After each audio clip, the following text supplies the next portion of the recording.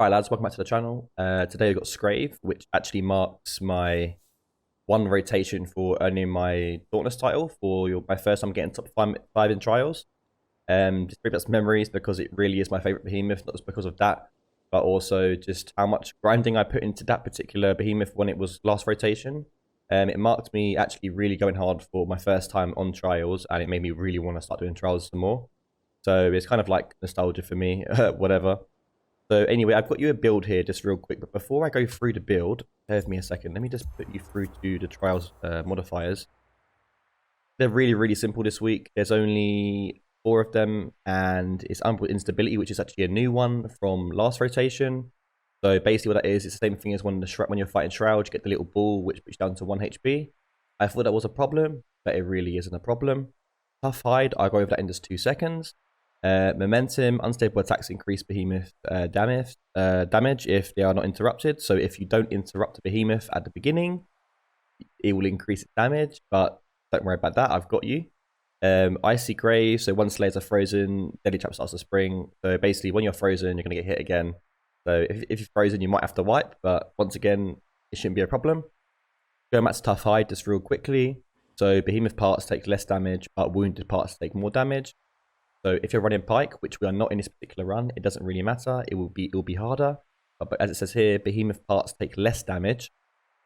That means if you're running strikers, CBs, anything else, the parts are going to snap a lot easier, which people really, really forget about. So with that being said, this Tough Hide really does help you when you're running solos if you're not running Warpike. As I said, we're not running Warpike, so you're going to be good. It's kind of helping you in a way. Let me just quickly put you through to build. So we got Tordagoro arms. This is really, really good because we've got the 3 cell slots, because last rotation there was no Tordagoro, it was just Helion. But if you guys haven't got Tordagoro and have started playing the game and want to start trials, I've made this build friendly so you can actually switch this to Helion. That's why these discipline cells and Rage Hunter cells in the strikers, they're actually power slots, so you can just trade it out for Helion. That being said, obviously the +3 Inferno's Flames give you the +3 overpower, which will be the same as a +10 Helion striker as well. So that's the strikers. So Discipline, Rage Hunter, Titan's Crash, Iconic Strike Plate, Inferno's Flames. Then with Helion Head with Wild Frenzy, Boreas Chestplate with Iceborne, Tordagoro arms with Rage. Once again, this was an outlast rotation, so it's helped us out here. Boreas legs with Wild Frenzy.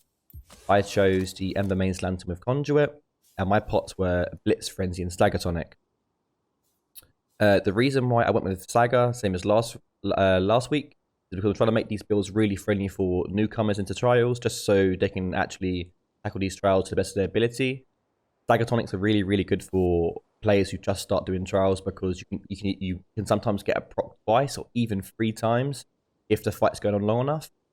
And with Skraev, you can get 3 staggers off if you do it correctly, but by that time, it should be dead. So the maximum you should really, really be getting is 2 staggers, and that should be it. But to be honest, if you do it correctly, it will be 1 stagger and then it should be dead. But regardless, it's really, really new player friendly. That's why I went with that and not the Ether Drive Tonics. If you do start getting clears with this build, feel free to switch it around to Ether Drive Tonics to get more free-ups on your Ember Mains Lantern with the hold. But that's down to your choice and personal preference. The perk overview summary is +6 Iceborne, OP, Rage Hunter, Wild Frenzy, Conduit +3, and Discipline +3. So the tweaks to this build, same as every other week, there's always sort of variants you can do. I suggest doing this first because it really is a simple build. It will get you a sub 2, by the way. Even if you mess up when you see the run, you'll understand.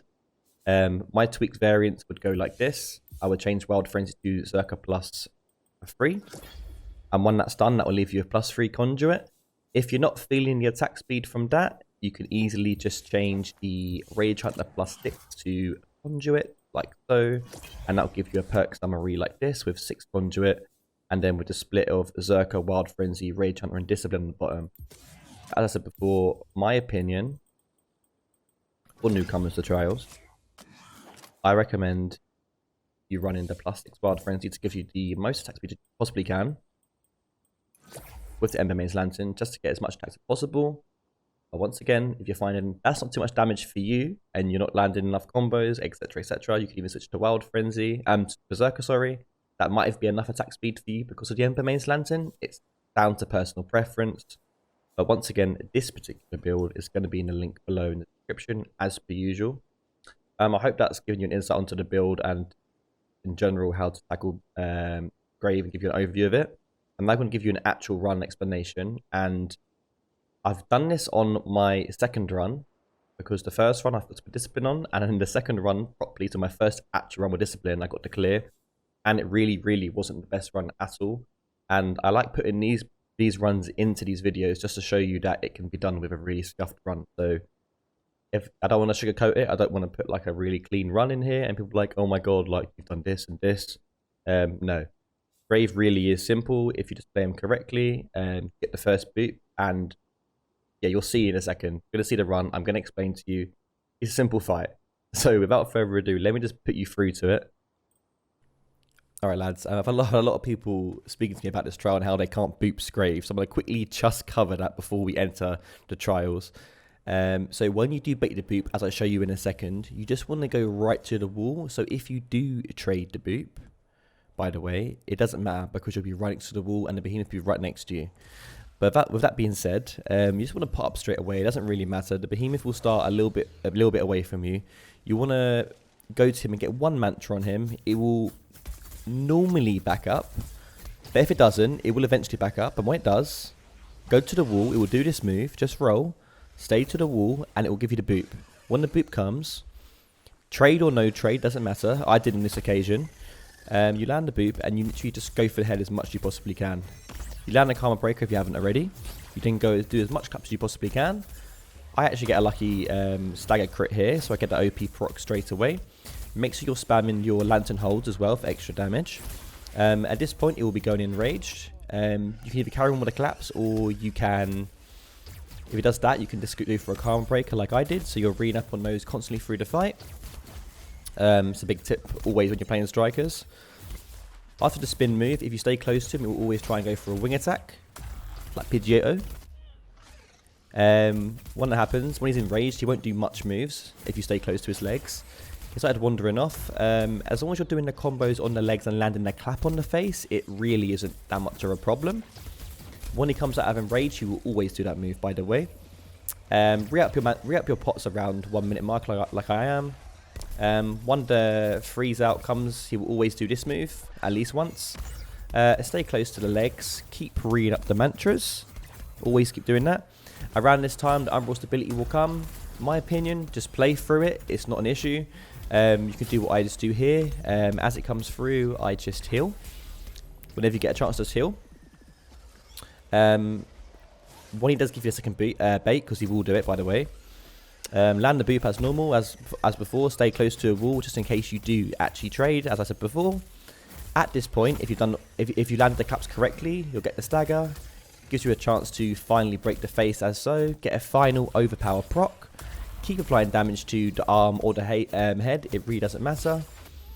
I missed a roll there. It doesn't matter either. That's literally it, guys. The run's really fairly simple. I hope this helps you because I love Skraev. It's my favourite behemoth, as I said before. If you like the video, feel free to leave it a like and subscribe if you're new, because I cover these trials guys every single week. And I'll catch you guys in the week.